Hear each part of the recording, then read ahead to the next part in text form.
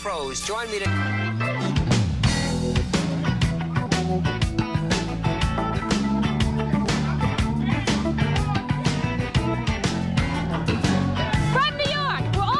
The crew gets to do these opening announcements. I'm production coordinator Barbara Gaines. Hi! It's Late Night with David Letterman. Tonight, actress Madeline Kahn, comedian Will Shriner, skipper Warren Lors, and musician Jim Horn. Plus, Paul Schaefer and the world's most dangerous band. And now, a man who wants you to know my voice has not been altered electronically, though it might be a good idea, David Letterman! Thank you.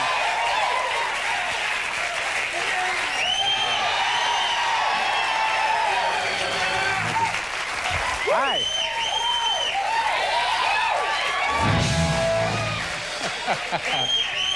Thank you very much, ladies and gentlemen. Welcome. Thank you.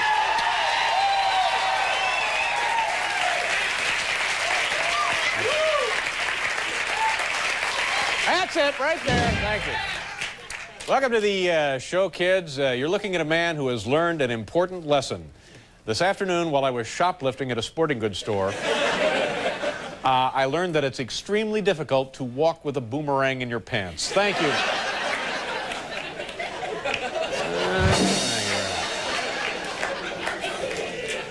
Yesterday, ladies and gentlemen, our new Vice President Dan Quayle spent a couple of hours at a radio station in Washington, D.C., answering questions from people who would call in. Gosh, where does he find the time?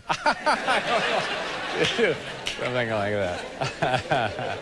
Last night something happened about 24 hours ago. Paul, I don't think you even are aware of this. I don't believe I am, sir. 24 hours ago, almost to this very moment, something humiliating and embarrassing and ignominious happened to me. And I didn't know it at the time, but you're looking at a man now filled with contrition. And I think we all know how painful that can be. As I was talking to you last night, as I'm talking to you tonight, a glob, or perhaps a wad. We didn't get it to the lab in time. It was either a glob or a wad, or a glob-like wad. Fell out of my mouth and landed just about there. So, Hal, if you don't mind, show him the videotape of this ugly business last night. And again, I'm awfully sorry, America. It wasn't my idea. Building collapses, you would. Oh! All right, let's... Yeah. See? Thank you very much. Bob or Bob, you don't know. All right, let's now, in slow motion, Hal, let's take a look. And here we go. There, you see it. We have an arrow. Boom. Right there.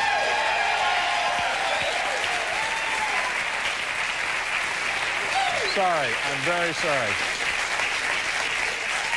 I didn't know, and when I found out about it, no one was sicker about it than I was, and it wasn't spit. You can't catch anything by this having happened on your TV at home. It wasn't food. It wasn't like Swiss steak from Sunday dinner. Quite simply, it was. I have this artificial tooth, and it was excessive tooth cement. Flew out. If that some way is any better, but. Gosh, I'm still very sorry you had to see that. Now, let's go on to another one. Oh, here's good news. On my lunch break today, I went over to the video store and bought Jane Fonda's It Didn't Work Out tape, so I couldn't be...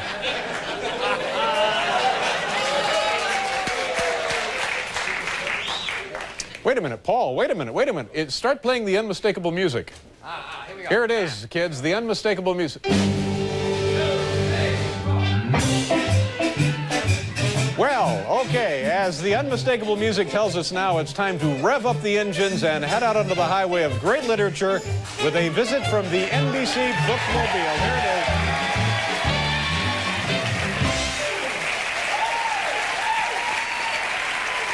Bookmobile lady. How do you do, Gus? Nice to see you. The NBC library lady. Nice to see you here again. Now, did something happen to lovable but gruff Gus, the NBC Bookmobile driver? Nothing escapes you, David. That's right. Yes, I'm afraid that gruff old Gus on a barbette put his head in a beehive for $1 a minute. Ouch! How much did he win? Well, his tongue was swollen too badly to talk. Right. But he had a $20 bill clutched in his hand when the ambulance arrived. Well, so good news. Congratulations. Is it itching at all in there? A little bit. Okay.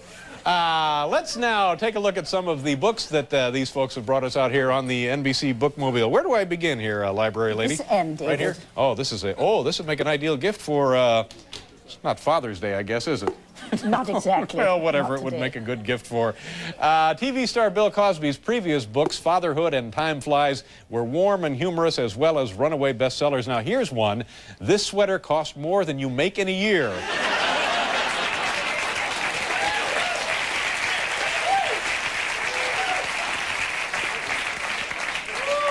You see that awful thing fly out of my mouth last night? Here's a favorite among New Yorkers. It's the Body Outline Coloring Book.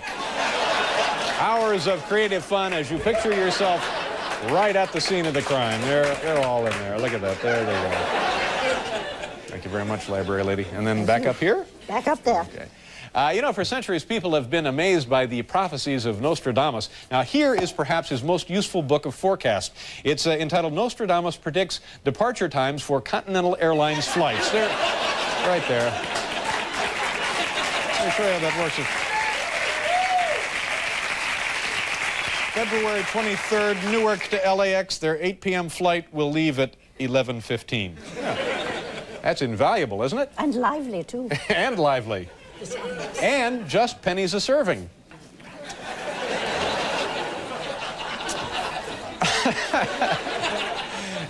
Do you like craft projects but just aren't bright enough? Well, then here is the book for you. It's Dan Quayle's Big Book of Things You Can Make Out of Paper Clips. There.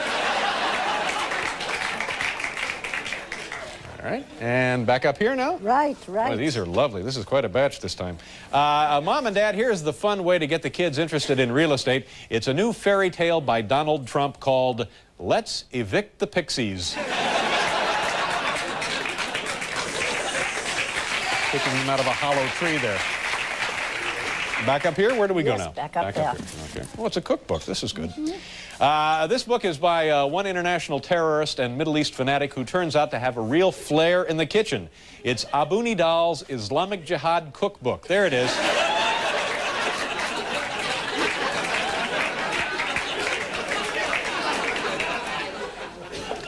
Did you see last night when that thing flew out of my mouth, landed right there? Yeah, it was either a glob or like a wad. We still don't know. But it wasn't spit and it wasn't food. No, it landed right there. Hey, you're lucky to be alive. Here's a fantasy adventure that's sure to excite every youngster who loves Soul Brother #1. It's James Brown's Prison Pop-Up Book. There it is. And here's how it works. There he is. James Brown. There's the helicopter.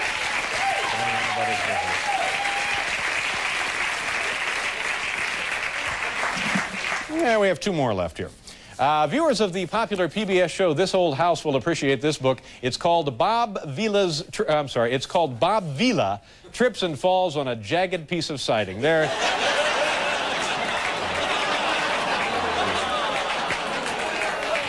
Trips and falls on a jagged piece of siding.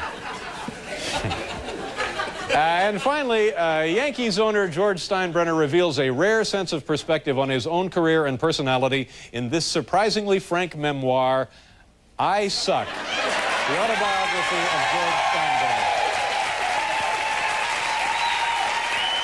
Thank you very much. Nice to see you again. Pleasure chatting with you. Thank you, Gus. Be careful. Get him out of here. Thank you very much. Natalie kind of took some attention away from the production. What would those have been? I'm not sure I can discuss it. Give us a hint of what... You ever bet on a horse? Yes, I have. Yeah. Well, I've never bet on a horse until today. Oh, you bet on a horse? Bet on a horse. And, OTB kind of thing? Yeah, that's right. Yeah. A lot of us bet on the horse. Really? Many office staff personnel members bet on the horse. Same horse? Yeah. So you all pooled some money together and bet? Well, I think my pool was the biggest puddle there, but... Yeah. It was a sure thing. See, the only reason I did this is because I've never done this before in my life. And we were given, and when I say we, I mean our producer, Robert Morton. Yes. was given information, can't miss, surefire, sure thing, dead reckon winner. And actually 2, he was given 2. And the one for yesterday, we didn't get a chance to wager on the one for yesterday, and it came in and won and paid like $1 billion.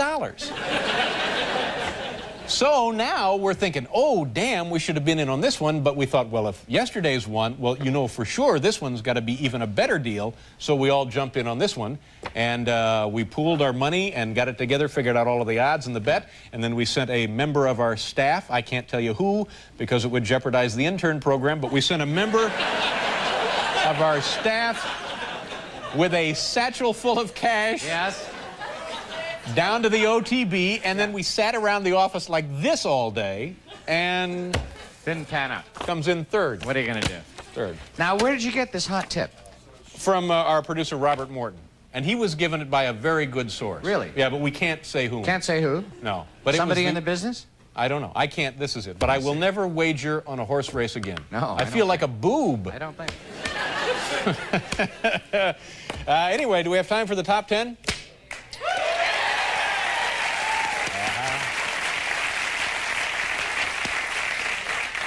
Mr. Points was the name of the horse, right? Mr. Points. Yeah, the only 37-year-old horse in the field. So you bet only to win, then? You didn't bet to place or show? Jack Rollins seems to know a great deal about horse racing. This is your executive manager. producer of the program and my personal manager for the last 30 years. And he said to me, I said, Jack, should I bet? And I gave him the sum I was interested in betting on this horse. And Jack said, yes, you should bet that much. And then when it comes time for Jack to kick in, Mr. Big Shot, he nickels and dimes it. He's in for a C note. That's it. Jack put in $100. That's right. How much did you put in? I can't tell you. How much did you put down? I'm penniless! Was it more than $1,000? What? Was it over $1,000? A little bit. Not. I mean, no, wait a minute. I misunderstood the question, Paul. What? It was over $1,000 then that you put down on this horse on the advice of your personal manager. Yeah, that's right. I see. That's right. Well, I'm now just you gotta- sick about it. My stomach hurts now. Now But you gotta know, keep had working. we won, well, now the speedboat goes back, I guess. That's right. But had we won, I wouldn't even be here tonight. Do we have time knows for what it he's or not? doing. Yeah. Thanks a lot. How many of the kids up there who really can't afford to be throwing their money away took this tip, Robert? We had like 20 people in this deal, right? Yeah, well, it's a red letter day up there now. Do we have time for this or not? Okay, top 10 list from the home office in Oklahoma City, Oklahoma. Yeah, they moved from Lincoln, Nebraska. I They're had no gone. idea. Yeah, couldn't make the rent in Lincoln. Top 10 new slogans for America's Savings and Loan. You know, they're in some trouble. So they have now top 10 slogans, new slogans for America's savings and loans. Number 10, we're slightly better than a mattress. Number 9, bring your own pen. Number 8, bad loan fever, catch it. Number 7, as solid as the Jane Fonda-Tom Hayden marriage. Number 6, feeling lucky, punk. Number 5, no matter what happens, you keep the passbook. Number 4, didn't Jimmy Stewart work for a savings and loan in It's a Wonderful Life? Well, we're sort of like that. Number 3, coming soon to this location, Pizza Hut. Number 2, we're not worth robbing. And number 1, bet with your head, not over it. I am going to hit lotto, though, one of these weeks. Well, don't take any advice from any personal manager. And then I'll be in those commercials with Curtis Sharp. That's right. Our first guest tonight is a lovely and talented actress whose film... You look lovely.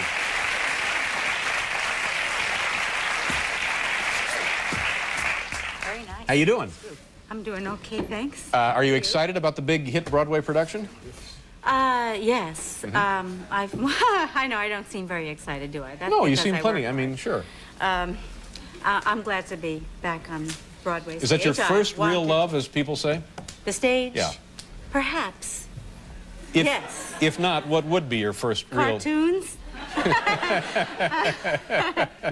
But you've been in Broadway productions before, haven't Yes, originally. That What was was the what I original one? wanted. The first one I was in, 2 by 2. Right. It was about the flood and the Ark. Right. Big hit? I guess it was a hit. It Yeah. starred Danny Kaye, and it was. I was just dying to be in anything, and Just a kid when you got the part, right? Just a kid. Yeah? Yes. Yeah. Well, you know, after college. Yeah. And well, that I did go to college. Well, where did you go? Never mind. Where did you go? Hofstra. I was on a scholarship, actually. And in theater arts, that kind of thing? I had a drama and music scholarship, but I majored in speech therapy because I never planned on being able to support myself in this field. Yeah. Turned out pretty well for you, It turned out, yes, What kind of rather grades? well. What kind of grades did you get? I got very good grades. What kind of grades? Gee, I don't remember. Like were they on a 4-point scale? No, not 4. It was 3 something. 3 you mean something. on those things? Yeah, Yes. those things. Well, yes. I probably could have done better if I didn't have to be in shows and work and stuff like that. I didn't totally apply myself That's to what you my told studies. Mom and Dad, isn't it? Yeah. Yeah. Anyway, so you're working with Danny Kaye, Yes, and there I am. who's a big, big star in those Oh, days. are we going to talk about him now? Would you like to? Not really. Why not? Why don't you want to talk about him? Well, he's dead, first of all, and I think you know, we should but respect I've learned that that's the best time. If you're going to go to work, you know. Oh. Was Well, he inspirational to a beginner like yourself? I tell you, you know, things are never what they seem. Well, that's true. Department. And gee, I really don't want to talk about this. He liked to tease me on stage, and I had an In image a of it. good-natured way, I'm guessing. Yeah, good-natured, but you know, you really had it's the equivalent of someone shooting you your little feet with a gun and watching you dance Oh, around. really? Yes, it was Really, distracting. it's the equivalent Yeah. of that. Yes. What kind of things would he do? Like, here, stand under this sandbag, that kind of thing? No, nothing like that. But what would happen? While you were working or just during rehearsal? Yeah, no. It would be an unseen, the audience would not see, but his finger would be in my armpit, and I'd have to try to do the scene without Yeah. laughing. That would be one of his favorite Right, type right. things to do. Now, could you do the same kind of thing to him? Not that you would want to. Oh, I mean, who would... no, right. Of course not. I wouldn't want to. Could I? I doubt it. Yeah. And Yeah. what was the worst one of What these I things you did did? to him was to allow myself to just dissolve in laughter and just stand there like an idiot. But see, the problem he with didn't that know what is, to do. yeah, but you were the one who looks bad then. Yes, I know, but what was I to do? Yeah, yeah. And Ed Asner, I guess by comparison, is much better to work with. He doesn't do that sort of thing. No. Is he fun to work with? Is he good at what he does? Do you enjoy it? You know, I really admire the way Ed Asner, this role of Harry Brock that he's playing in Born Yesterday, epitomizes the most obnoxious aspects of maleness that there could possibly be on the spectrum, you know, of lovely aspects and horrible aspects. This role calls forth all of the obnoxious, Yeah. revolting aspects of what it could be to be a man. Right. He flings himself into this role with great abandon, which I think is a very lovely thing for a man to do at this point in his life. I hate to see Ed Asner fling anything, let alone himself. But Good don't you Lord. think it's a generous thing to do? We'll continue this line of discussion with Madeline Kahn in a minute. Did I detect some canned heat over there? Absolutely, Yeah. canned heat. Very Jim nice. Horn played on the original. Is that right? And also, in addition to Madeline Kahn, down around the Cape of Cape Horn, down there, lovely. Tierra del Fuego, up to San Francisco. He did that. Yeah, the record is 135 years old. Wow. Yeah, yeah. It's surprising that it has stood that long, isn't it? Yes, yes, indeed. Where You were know, we? I realized that in this play, the third character is a young gentleman, and reminds me of you. The character reminds me of you. I've told the actor Dan Kelly that he would be well advised, although he does great, to look at you and pretend if you came into this situation, how you would decimate it. How I would decimate it. You would walk, yeah. And has it had a positive effect on his performance? I don't know if he's checked you out. Yeah. But You know, there's he been a does guy very well. looking in my window the last couple of weeks. And this guy educates this woman and changes her entire life. So that's what I like about the South. Now, when you when you do a show like this, Yes. do they still try them out of town? Oh, Or do they bring them in full force, ready to go? this one tried itself. We started in Cleveland and went to several other places Where and else? ended in Indianapolis. Indianapolis is What an my eye-opener hometown. that was. Did you like it? It's a great town. Oh, of course, it must be. I myself. Oh, I didn't really get to know the town. How long were you there? 1 week. Well, no, you can't really learn to love the city in a week. It took me about 26 years. Oh, yes, and then you left. Yeah, I had to leave. I mean, I didn't have to leave, but I did leave. But I love it. I enjoy going back. Where was the play?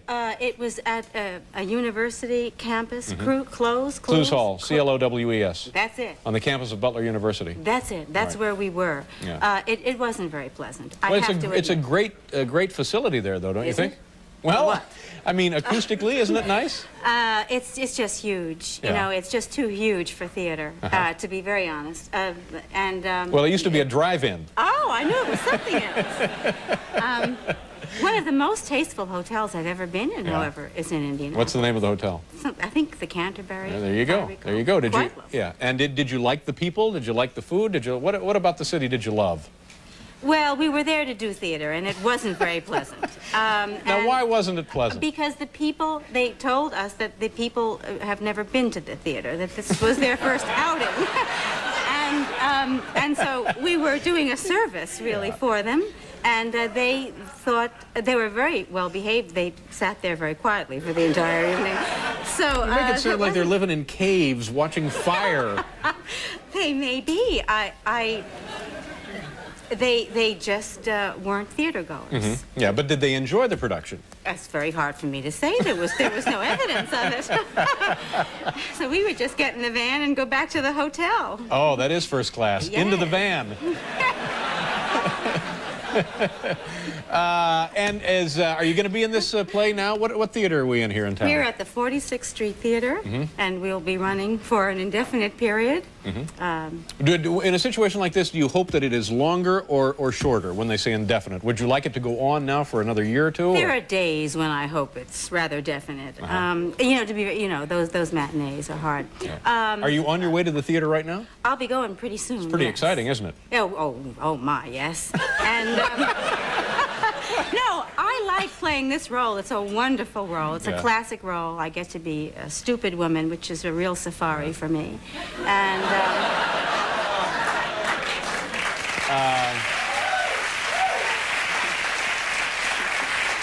do you get to see Ed with his shirt off? white.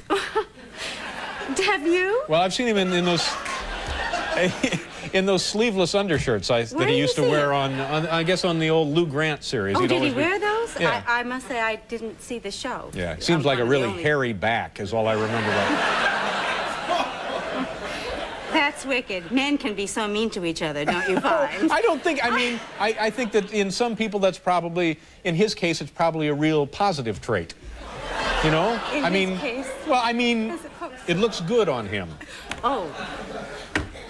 Well, now we get into, what's beautiful and what isn't. I don't think. There you go. Anyway, we'll have a great show tonight, and good luck with the rest of the run. And anytime you want to come back here, fine. He has feathers now, so that's different. See, I didn't know anything about that. I like Ed, and I like the fact that I'm sure he'll pick up on that when he tunes this in. give him my best. Nice to see you. Purchased gimmicky exercise equipment that only leaves you with a sore back and an empty wallet. This thing is a joke. My back is killing me. Plus, it was very expensive. Well, help is on the way, thanks to the new late-night fitness stick. Try this, Paul. I think you'll be quite pleased. And by the way, you look like a real dork on that ski thing. So easy to use and no complicated assembly required. That's good. Great. Turn around. Do it again. Excellent. All right, repeat it. Come on. One more. That's terrific. All right, continue. Excellent. Pretty soon they'll be calling you Paul Schwarzenegger. Finally, an exercise device that's ready when you Quit are. on me, Paul. Yeah, this is one exercise I do happen to enjoy. Hey, take it easy and jerk it. Geez, you broke my nose. Scientifically designed to single out every muscle group in the body.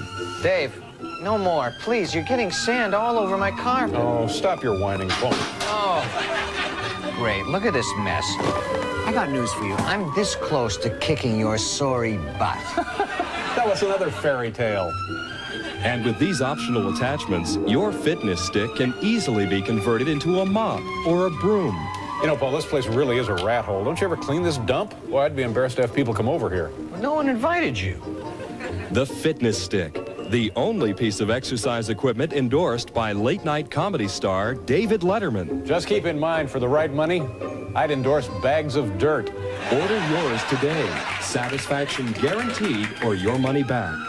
I'd like a refund, please. I'm extremely dissatisfied. Screw you.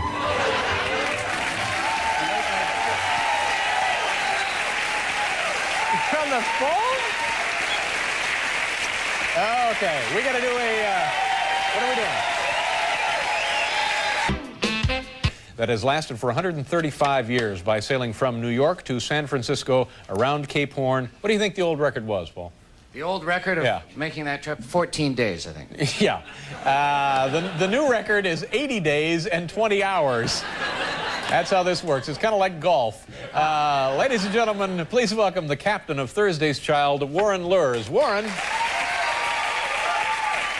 Hi, Warren. Pleasure to meet you. Congratulations. Come on over here. I have a million questions to ask you about your life and your trip here. I guess you're a lifelong sailor, probably started as a kid. Correct. How did that begin? My brother took me down to a sailboat when I was about 10 years old and asked me to go for a sail. Uh-huh. And he put me in it and pushed me out. There you go. It's a true story. That's a felony in most states, you know. And why, first of all, why did you want to pursue this record? Oh, I'll answer that one first. Since a kid, I've always wanted to sail around the Horn, and this was kind of an excuse. Right. And why has the record lasted as long as it has? 135 years, is that correct? That's correct. And what was the old record? It was set in 1854 by a ship Flying Cloud in 89 days. And what had happened in the 1850s, they had the gold in California and they wanted to build fast boats. Right. So the clipper ships they built in the 1850s were really the fastest they built. But why couldn't we have broken that record before now? Because the clipper ships they built later were slower. They didn't need the speed. They wanted more volume on board. And it wasn't until the 1980s that the space technology came into boat design and boat materials that they were able to build boats. But say in the 1950s or the 1940s or even at the turn of the century, if somebody had put their mind to it, could they have built a boat to break this record, do you think? Yes, I believe they could have. Yeah, let's show the people the route we're talking about. And when you see it charted out here on this map, it's pretty impressive. You leave New York and you go all the way down here. Now, the Panama Canal is in there somewhere, which is, I guess that's why it's there, to eliminate this part of the trip. And then you come back up here. This is Cape Horn. Now, this is the roughest sailing a person can endure in the world. Is that right? Yes. And why is that? Basically, you have three oceans there, the South Pacific, South Atlantic, and the Arctic oceans all converging. And it's the currents or the winds or all of them? It's a combination. They have the roaring 40s and screaming 50s, what they call them. So you have those winds against all those seas, and they all join right at that one point. Was it as tough as you thought it would be there? It was tougher. Yeah. How long did it take you to round the Horn? Probably 12 days altogether. Right. And what kind of conditions? Miserable. Yeah. High seas? High seas, 20 to 30-foot seas, a lot of hail and sleet, cold. It was, I don't know what other word to use, but miserable. Now, and you sailed up here to San Francisco right under the Golden Gate Bridge. Was there a bridge? Was there a big reception there? Yes, way beyond my expectations. Yeah. There are thousands of, I won't say thousands, at least 1,000 boats out in the bay. Yeah. And, you know, if you do this again, here's a little tip. From New York, you can pick up Interstate 80 and pretty much go right across there. Just next time if you... and how big was the ship you were on? 60 feet. How many men on the boat? There were two others, so three of us altogether did the record. Yeah. And what was life like there? What did you eat, for example? We basically had granola for breakfast, we had tuna fish for lunch, and we had a rice-based meal for dinner, and we had that times 80. Oh, you had the same thing every day for 80 days? Every day, the exact Now, whose same idea thing. was that? Mine. Did a travel agent put this together for you? Was this a package kind of thing? But that was designed to be nutritionally beneficial for you? That's correct. Yeah. And what about morale on the boat? Well, there were three of us. We ended up getting along very, very well. Our entertainment was twofold, I guess, basically something like a Walkman. We listened to classical music most of the time. Had you gentlemen known one another before the trip? Yes. Yeah. And was there a commercial sponsor for this voyage or not? A company by the name of Hunter Marine. And but it was not like a big Budweiser kind of deal or anything? Pepsi, Budweiser, and what about showering facilities and bathing and that kind of stuff? When the weather was nice, you probably took a saltwater bath with a bucket maybe once every 3-4 days. When the weather was bad, sometimes you probably went 3-4 weeks without bathing. Oh, my gosh. Yeah. Was there much talk of a mutiny under those? But we all kept to ourselves. Were you in danger? Was your life ever in peril? I would say not. We did have one very, very close call where I thought we were going to lose one crewman. We had a lot of moments that there was excitement getting washed down the deck and that type of thing. Yeah. Nobody went overboard, though? Nobody went overboard. Any damage to the boat? Yes, we struck something when we were off the Falklands, and the bottom became very weak, so we had to go into the Falklands for a 4-day repair. Yeah. Was part of this trip, I've never been at sea for any real length of time, was it stunningly beautiful or just pretty much ocean is ocean is ocean? No, I would use the former. It was beautiful. There were times, there was bad weather, and of course everybody likes to hear about the bad weather, but there were a lot of nice times with the puffy clouds, trade winds, the moon, the stars, clean air. A lot of opportunity to be by yourself. And on a day like that, would there be dancing? No. I don't even know what that means. Well, congratulations. Would you do this again, as they always say? No. Well, have you circumnavigated the globe yet? Will you do that? I got halfway around and ran into trouble one time, but, you know, the record's 135 years, and it's hard to top it. And you broke it. Congratulations. Nice to meet you. Thank you for being here, Ron.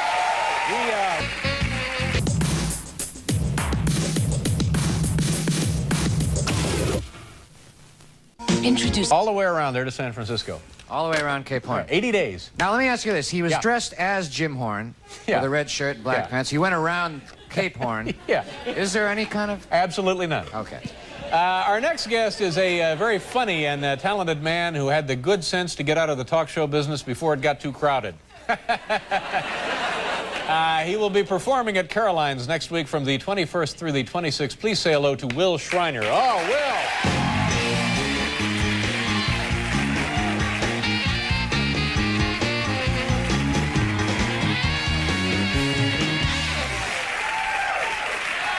Thank you. It's nice to be back in New York City. I'm excited to be here. I'm a little upset, I'll be honest with you, a little down, I guess. I lost a pet this week. You ever lost a pet? Yeah, it's kind of sad. I came home late the other night. There he was, dead, floating in the top of the aquarium. I love that dog. He really is. I got problems. I got a lot of problems. I have a problem with my car. I have to get a new car. I don't know what to look. I don't know what to get. On the dash of my car, a little red light has come on that says "Sell it." So.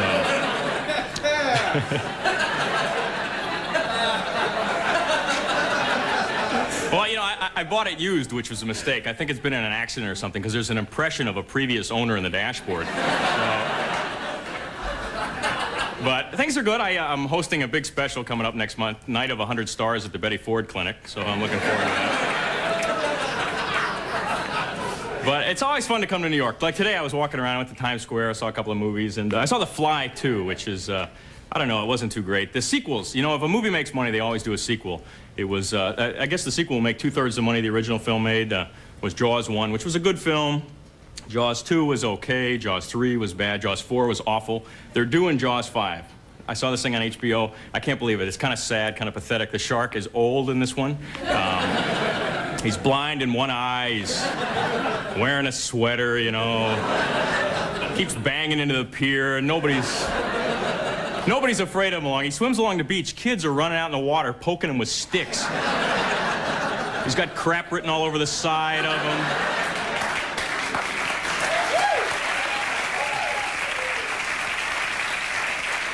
He's got no teeth either. He's got a kid in his mouth trying to gum him to death, you know. The kid's laughing, waving at his friends.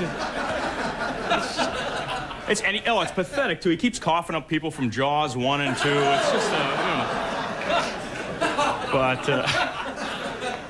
anyway, things are good with me. I moved into a new house, so I'm fixing it up, and I'm trying to decorate my house. I don't know anything about a lot of things about art. I don't very little.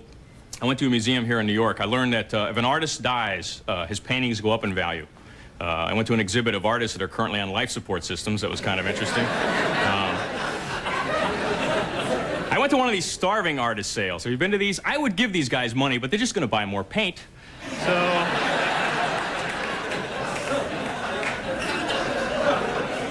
But things are good at home. Things are good. My wife and I just celebrated our 4-year anniversary, which in California is a silver anniversary, so we're pretty excited about that.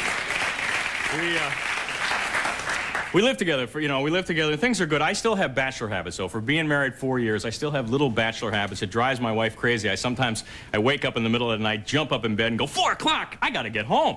And,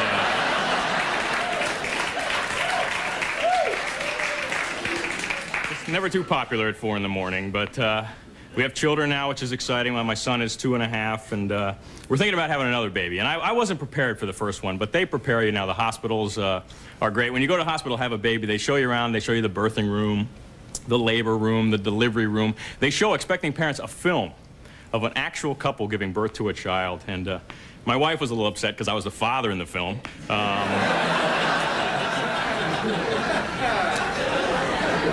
But you can now videotape the birth of your child. You go into the delivery room and videotape the birth. I didn't do that. I dropped the camera twice during conception, so I figured... But things are pretty good. And, when you have kids, sometimes there can be problems. Sexually there can be problems. A friend of mine's been married, got a lot of kids, and sexually he's got a few problems. He just put a strobe light in his bedroom, so when he makes love to his wife, it looks like she's moving. Good. Yeah, I'd say so. I'm in good. I'm rested. I slept on the flight out here. Oh, is that right? I figure I got enough airline material. So the light came on the dashboard that said... Sell it. Yeah. If you're going to do that, I have this picture here that you may not want me to show on Let me see that. No, what is that? What is that? Lord, what is that? That's from Crisco, Iowa. Yeah. Pretty frightening shot of you. It is a pretty frightening shot, a pretty frightening experience. Well, now that you've brought it out, you might as well show it. There it is. Look at that. Always a cheap laugh. I dug this out. Yeah, that's nice. That was my Richard Dawson look. That was that lobster bid necktie, too. Yeah. That was pretty frightening. That was way back in the morning show. That was, geez, getting on close to 10 years ago now. Yeah. And you're thinking about having another baby? My wife is pregnant, so congratulations. Well, that's great. Thanks. Yeah. You looking forward to that? Excited? Yeah, actually, might as well have one. You might as well have two, so they can relate to each other. Yeah. But my son made a lot of money on the show. He's pretty much got big checking. Yeah, you would use him periodically on the program. Whenever we couldn't think of an idea, we'd pretty much throw him in there to save it. Yeah. And, how long was your show on the air, by the way? It was on, well, actually, we were on for a year. Yeah. We did, and actually, we did an anniversary show. I have a clip of it here. It's like gala highlights of the anniversary show. Do we have time for that or not? Huh? Roll it? It's just... No, we don't have time. We do have time? We don't have time. Hey, folks, I took a bath at the track today, all right? We'll do a commercial. We'll be right